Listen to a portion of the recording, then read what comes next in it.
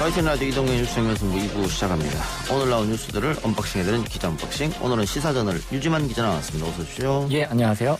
스쿨존 내에서 어린이가 차에 치여 사망한 사고가 발생했네요. 예, 그 민식이법이라고 하죠. 민식이법이 발효된 이후에 이제 첫 번째 사망 사고가 발생을 했습니다. 예.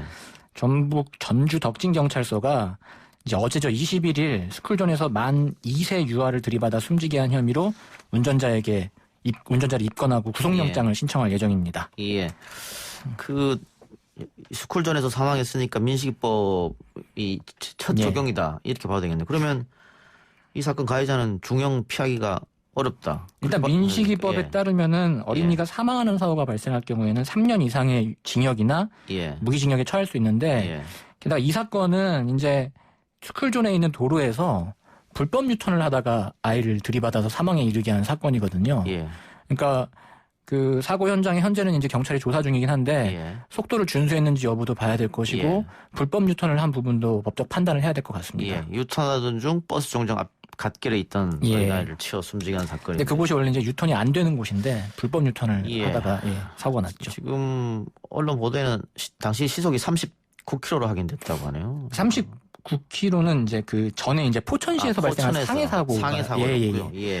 속도도 중요할 거 아닙니까? 그런데 이게 만약에 유턴이 불법이라면은 중형을 피하게. 그러니까 지금 사실 그동안 민식이법이 좀 가혹하다, 개정을 해야 된다라는 얘기도 많이 있었거든요. 비난 여론이 많았죠. 근데 이 사건에서는 좀 반응이 갈리는 것이 이제 민식이법이 가혹하다는 주장이 여기서도 나오긴 하는데.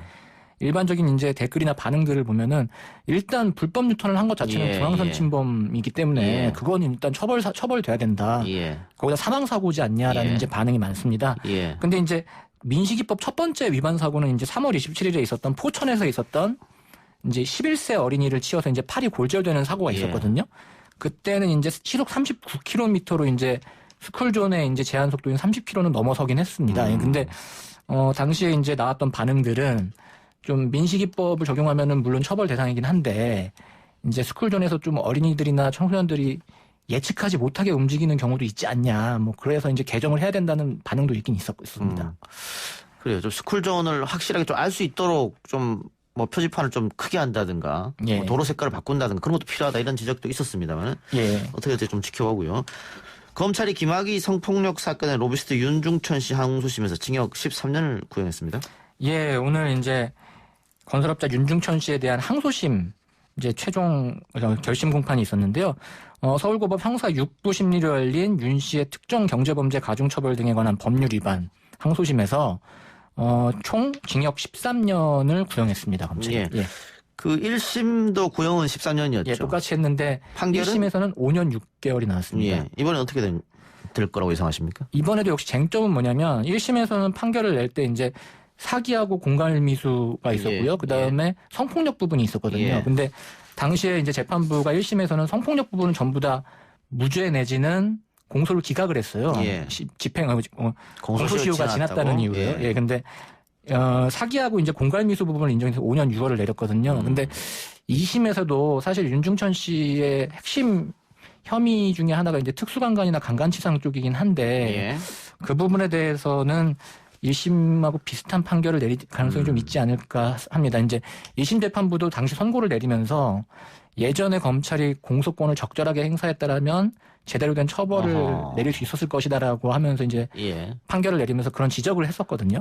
아마 2심도 13년을 물론 구형은 했습니다만 뭐 사기 부분은 이미 뭐 유죄가 났으니까 비슷하게 날 수도 있지만 특수강간이나 이제 성폭력 부분은 좀 따져봐야 될 것 같습니다.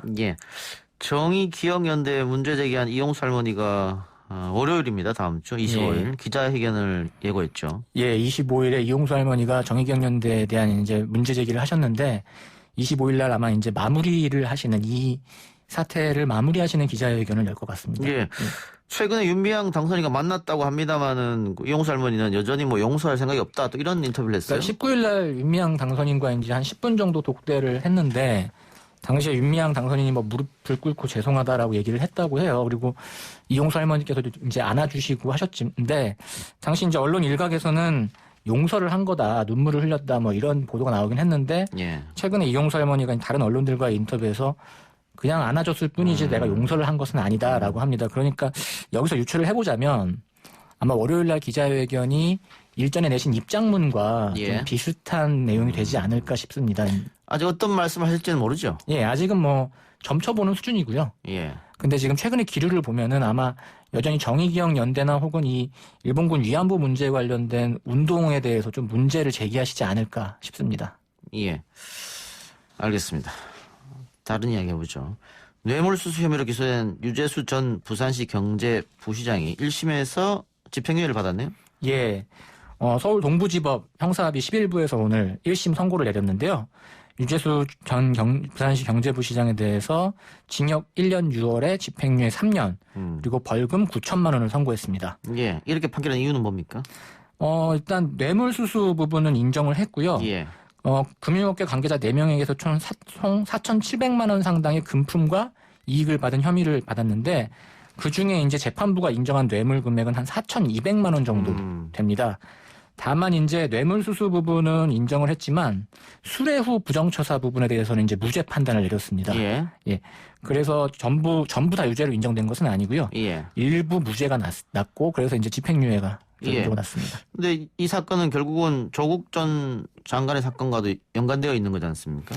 예. 근데 아마 영향을 미칠지가 좀 관심사긴 합니다. 근데 뇌물 수수 부분을 이제 이 결과를 보고 조국 전 장관의 이제 혐의는 이제 감찰을 무마했느냐라는 부분이거든요. 이제 재판부가 그 부분을 이제 이 선고를 보고 어떻게 해석할지가 좀 관건이긴 합니다. 예. 조국 전 장관은 본인의 정무적 판단이었을 뿐이다. 이렇게 얘기하는 거고. 정무적 판단이라고 하는 것이고 검찰은 마땅히 해야 할 일을 민정수석의 직권을 남용해서 하지 못하게 했다. 뭐 이런 주장을 펼치고 있죠. 이게 지금 유재수 전 부시장이 유죄가 났다고 해서 직권남용이 바로 인정되는 건 아니고. 그건 아닙니다. 예. 직권남용을 했다고 검찰이 어떻게 입증할 것인가. 이 문제지 않습니까? 다만 이제 1심 재판부가 이제 뇌물수수가 맞다라고 판단을 했으니 아마 검찰 쪽에서 이 부분을 가지고 조금 더 공세를 펼칠 가능성이 있습니다. 예. 자, 오돈 전 부산시장은 경찰에 출석해서 조사를 받고 있죠. 예, 성추행 사실을 이제 실토하며 지난달 사퇴를 했던 이제 오거돈 전 부산시장이 부산경찰청에 비공개 출두를 해서 현재 조사를 받고 있습니다. 예. 사퇴 후 행적이 묘연하다고 했었는데 연락이 안 된다고 이런 얘기가 있었는데 결국은 경찰 조사를 받고 있네요. 이분이 4월 23일 날 기자회견과 함께 사퇴를 했는데요. 그 이후에 행적이 굉장히 좀 묘연해서 한때는 뭐 극단적인 선택을 했다라는 얘기가 있어서 좀 해프닝이 벌어지기도 했었죠. 근데 지난 5월 4일에는 경남 거제의 한 펜션에서 발견이 됐다가 그 다음에 5월 18일 또 순천에서 당시 부산 경찰이 전남 순천 소재의 한 주택을 수색해서 오거돈 전 시장의 휴대전화를 압수하는 일이 있었거든요. 이게 경찰에게 좀 행적이 좀 이제 밝혀지다 보니까 오 전 시장이 출석을 한 거 아니냐는 해석도 나오고 있습니다. 예, 하나만 더 해보죠.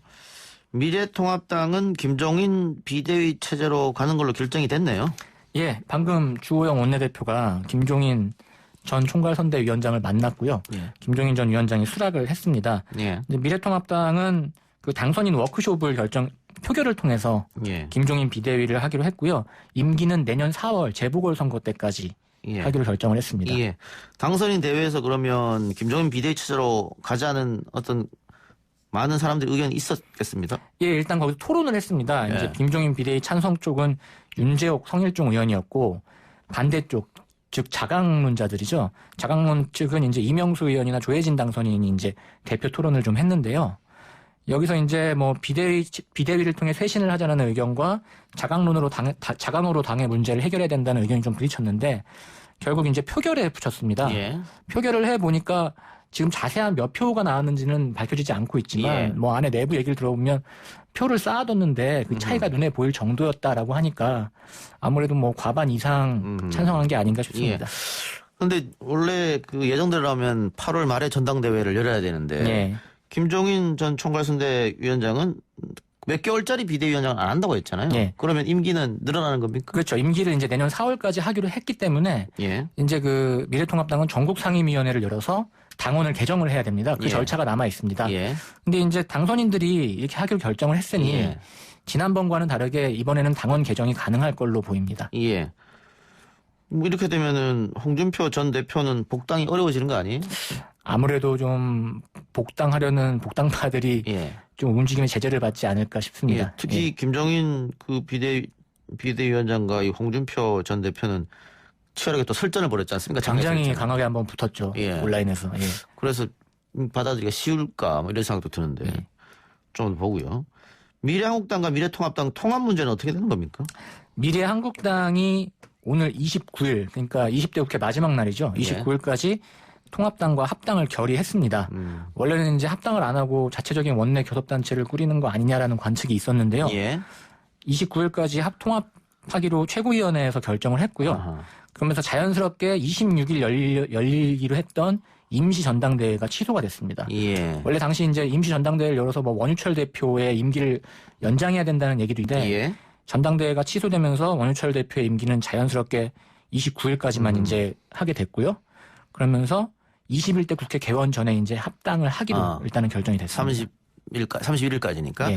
알겠습니다. 오늘 기자 언박싱 여기까지 하죠. 지금까지 시사저널 유지만 기자였습니다. 예, 감사합니다.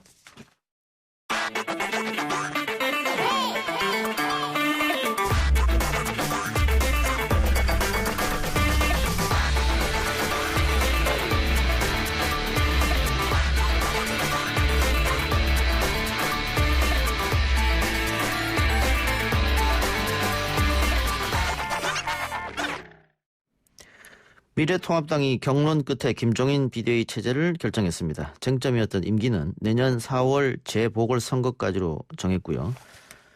자세한 얘기 미래통합당 박성중 의원 연결해서 김종인 비대위 역할과 과제에 대한 의견 들어보도록 하겠습니다. 의원님 나와 계십니까? 네, 안녕하십니까. 박성중 의원입니다. 예, 선거 끝나고 첫 연결이니까 일단 재선하신 거 축하드리고요. 아이고, 감사합니다. 예. 근데 의원님은 당선되었습니다만은 수도권 결과가 좋지 않아서 좀 어깨가 좀 무겁겠습니다. 많이 무겁습니다. 수도권 121분 중에 저희는 16분에 불과합니다. 예. 알겠습니다. 자, 오늘 연결한 거는 김종인 체제 어떻게 이제 역할을 할 것이냐 거기에 대해서 여쭤보려고 전화를 드렸습니다. 네네네. 당선인 워크숍에서 그 찬반 투표 결과가 꽤 좀 많이 났다고 지금 방금 기자가 얘기했는데 맞습니까? 네. 전체 결과는 공표를 하지 않았기 때문에 그 결과에 대해서는 원내대표만이 그 결과를 알고 있습니다. 예. 다만 찬성파, 반대파, 자강파 상당히 그 경론이 있었고요. 예. 장성파가 훨씬 많았습니다. 찬성파는 김종인만 한 분이 없다 이런 이야기고요. 예. 또 우리 반대 자강하는 파에서는 조기 전대를 늘어서 내부 인사를 하는 것이 더 바람직하지 않느냐 이런 내용들이 나왔습니다. 예. 의원님은 찬성 쪽이셨습니까? 저는 중재안을 제시했습니다. 예. 우선 지난 전국위에서 일단 김종인 비대위원장에 대한 찬성이 있었고 그때 상임전국위에서는 임기에 대한 분을 결론을 못 내었습니다. 그 이후에 현 원내대표가 방문도 했기 때문에 일단 약속은 지켜야 된다는 차원에서 김종인 비대위에 대해서는 갈 수밖에 없다. 다만 그 기간에 대한 문제가 내년 4월까지 재보궐선거까지 가야 되느냐 아니면 연말까지 해야 되느냐 이게 상당히 우리 내부에서 논란이 많았습니다.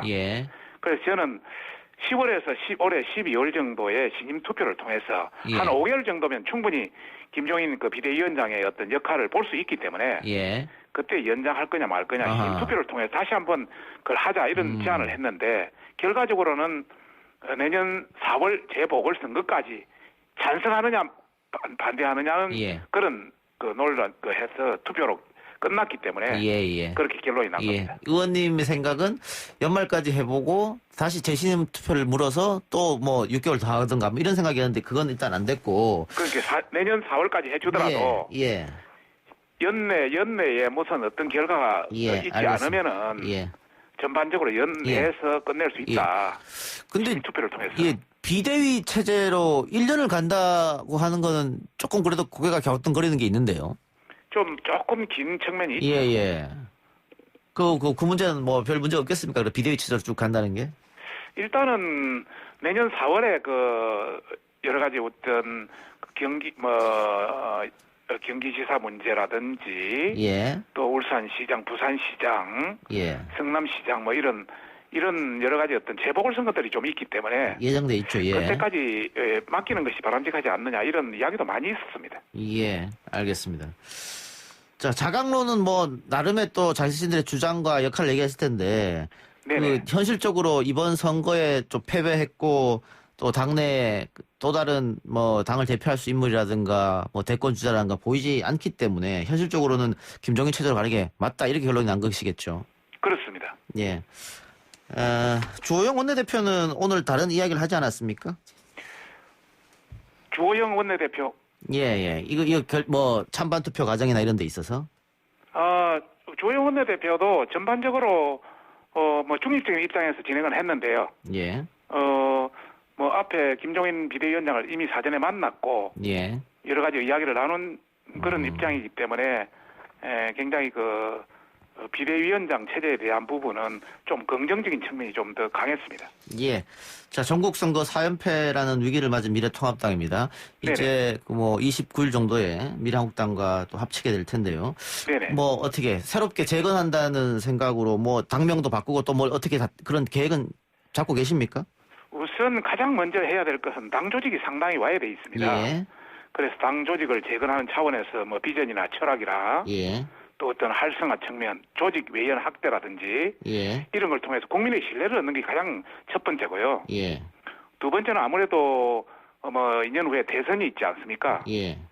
그 대선 후보를 어느 정도 띄우는 작업이 이 기간 내에 이루어져야 된다. 예. 그리고 그 세 번째는 보궐선거가 내년 4월달에 있기 때문에 예. 그 선거를 이겨야 더 큰 선거를 이길 수 있는 발판을 마련하기 때문에 보궐선거의 승리를 초석을 놓는 게 가장 중요하다. 이런 차원입니다. 거기에 맞춰놓고. 네네. 근데 일각에서는 이번 미래통합당의 패배가 그 구구 태극기 세력과 보수 유튜브를 너무 믿었기 때문에 그런 거 아니냐. 그래서 김무성 전 대표도 보수 유튜브한테 속았다 우리가 이런 얘기도 했는데 혹시 네네. 거기에 동의하십니까? 제가 우리 당의 미디어 특위위원장을 했기 때문에 누구보다 이쪽에 대해서는 잘 알고 있습니다. 예.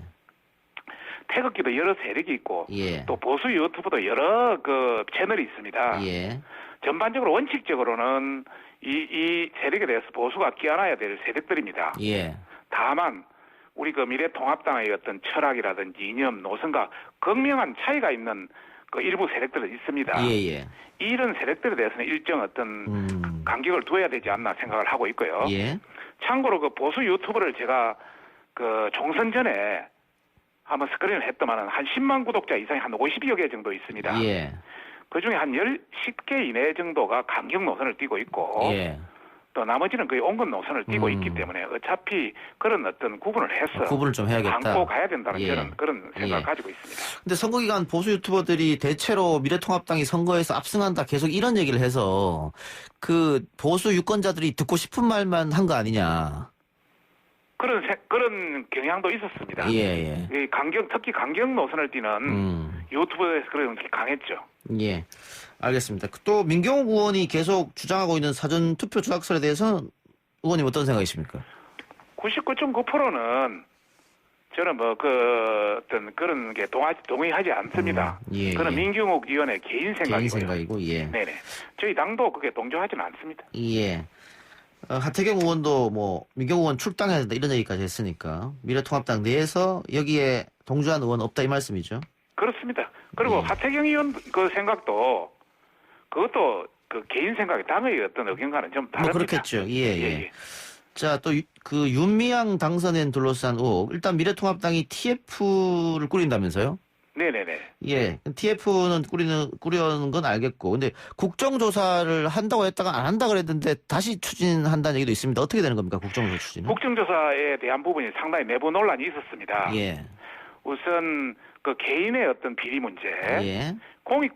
공익법인에 대한 비리 문제 이런 게라면 검찰 수사로서도 충분히 저희들도 그걸 했는데 국내 정치 문제로 비화되고 또 일본과의 외교관계 2015년 한일 합의 관련 내용도 있고 이러기 때문에 이 어떤 검찰 수사만으로서는 좀 문제가 있다. 그래서 국정조사를 하는 것이 바람직하겠다 해서 저희 당은 각상도 위원장을 중심으로 해서 TF를 지금 꾸려놓은 상태입니다. 예. 근데 국정조사라고 하는 게 여당이 응하지 않으면 불가능한 것인데 네네. 그 여당이 이걸 응하겠습니까? 응하지 않을 텐데 그러면 21대 개원하자마자 또 이 문제 가지고 여야가 다투는 모습을 보이는 게 아니냐 이렇게 또 우려하는 시각이 분명히 있단 말이죠. 우리 내부도 여러 가지 어떤 전략가 있기 때문에 예. 적절하게 잘 대응하지 않겠습니까? 예. 그럼 국정수사 추진을 확실하겠다 이 얘기는 아닌데 조금 더 두고 보자는 말씀이네요. 뭐 그런 건 아니고 우리 당의 원칙은 일단 예. 국정조사 TF가 구성되고 예. 좀 더 이 사건에 대해서 좀 더 세밀히 파악하고 또 조사를 해봐야 어떤 확실한 걸 알 수 있기 때문에 예. 그런 차원에서 지금 TF가 구성됐습니다. TF는 진상조사 TF 아닙니까? 국정조사 그렇습니다. TF가 아니고. 진상조사 TF. 예, 알겠습니다. 또 하나 좀 우려되는 점이 이제 21대가 개원하게 되면 원구성 협상부터 해야 되지 않겠습니까? 그렇습니다. 예. 근데 김태년 민주당 원내대표가 모든 상임위를 다 가져올 수 있다 이런 얘기도 했고 예. 법사위 못 주겠다 그런 얘기도 했는데 뭐 미래통합당도 준비는 하고 있어야 될 거 아니겠어요? 벌써부터 여당 민주당이 예. 177석을 가졌다고 마음대로 그렇게 하시는가 본데 예. 정치란 것은 여야 협상의 산물입니다. 예. 18개 상임위 중에 지금 현재 저희들 야당이 가지고 있는 게 18개 정도 되는데 18개 중에 8개 예. 지금 현재요. 예. 그래서 뭐 그 정도는 보장해 주는 게 합당한 거 아니냐 저희들은 그렇게 생각하고 또 그렇게 협상을 해 나가겠습니다. 예. 아무래도 쟁점이 되는 게 법사위일 것 같습니다. 네네네. 뭐 지금까지 관례는 야당이 법사위를 했습니다만 민주당에서는 지금 나오는 얘기가 법사위원장을 야당이 맡으면 또 사사건건 발목 잡고 아무것도 법이 통과 안 된다. 그런 얘기가 나오고 있거든요. 또 법사위가 상원 노릇하면서 월권한다. 이 문제에 대해서는 어떻게 보십니까? 민주당도 야당 시절에 80석을 해도 법사위원장을 했습니다. 예. 이것은 여야의 하나의 관례고 예. 또 여당이 모든 걸 지금 다 장악하고 있는 상태에서 예. 법사위마저 장악해버리면 이 국회는 뭐 때문에 있는 게겠습니까? 예. 예. 지금까지 했던 관례대로 해야겠다 이런 입장이시네요. 예, 그렇습니다. 예, 근데 이게 또 치열하게 이 문제 가지고 다투다 보면 시간도 좀 많이 흘러가기도 할 텐데 어쨌든 원만한 협상하시기 바랍니다. 예, 원만하게 해야죠. 예. 국민을 보고 해야죠. 예, 마지막으로 21대 국회 포부 한번 말씀해 주세요. 열심히 하겠습니다. 신뢰받는 정치인이 되도록 또 최선을 다하겠습니다. 예, 의원님 오늘 인터뷰 고맙습니다. 감사합니다. 예, 지금까지 미래통합당 박성준 의원이었습니다. 1, 2부 순서 마치고요. 저는 뉴스 듣고 6시 10분 3부로 찾아옵니다.